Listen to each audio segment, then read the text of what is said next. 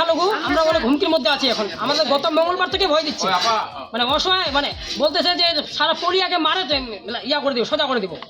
এই ধরনের গত মঙ্গলবার থেকে এই যে যারা আজ ঘটনা ঘটাইলো, মাতিল, আব্দুল মাতিল, ওর দুইটা জামাই, মাতিলের ছেলে, ওর ছেলেটার নাম কি জানি, দুলাল, ওর দুইটা জামাই, মাতিলের ভাই, ভাগিনা, সবাই আসছিল মোটামুটি, মানে 15 জনের মতো আসছিল।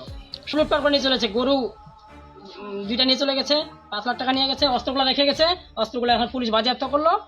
আমরা এটা সুস্থ সমাধান চাই, একটা আইনগত না, আমরা অনেক আতঙ্কে আছি। আমার বাবার নাম জঙ্গল চন্দ্র রায়, ডাক নাম, আর আসল নাম হচ্ছে জগৎ চন্দ্র সিং।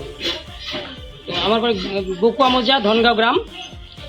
তো এখানে ছোট্ট একটা বিষয়ে কেন্দ্র করে, ছাগলকে কেন্দ্র করে এটা একটা বিচার ছিল। তো বিচার আমরা 4-5 দিন সময় চেয়েছিলাম ইসমাইল চেয়ারম্যানের কাছে, তো আমরা যেতে পারিনি, আমরা সময় নিয়েছি।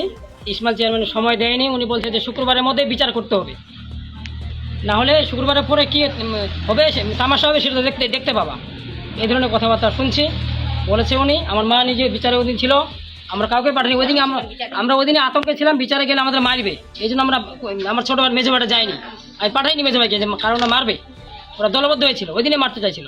শেষ পর্যন্ত মাকে পাঠিয়েছিলাম আমি, মা সবাই শুনছে, মা কি বলছে, মা বলছে যে আমাদেরকে বলে মারতো আমার ছেলেটাকে, আর আমার সময় চাইছি। উনি চেয়ারম্যান সাহেব বলছে যে 5 শুক্রবারের মধ্যেই শেষ করতে হবে এটা, না হলে এটা কি তামাশা দেখার উনি দেখাবে।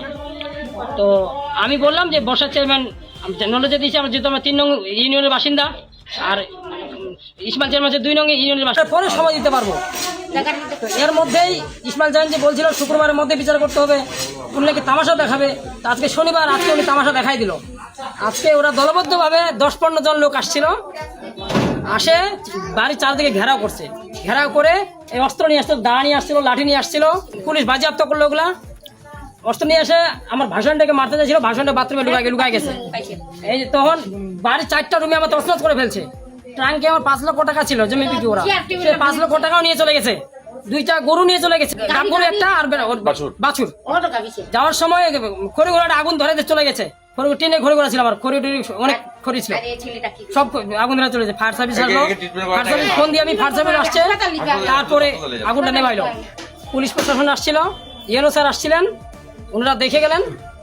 এটা আমি এখন দেশবাসীর কাছে বা প্রশাসনের কাছে সুষ্ঠু একটা সমাধান চাই, আইনগত ব্যবস্থা।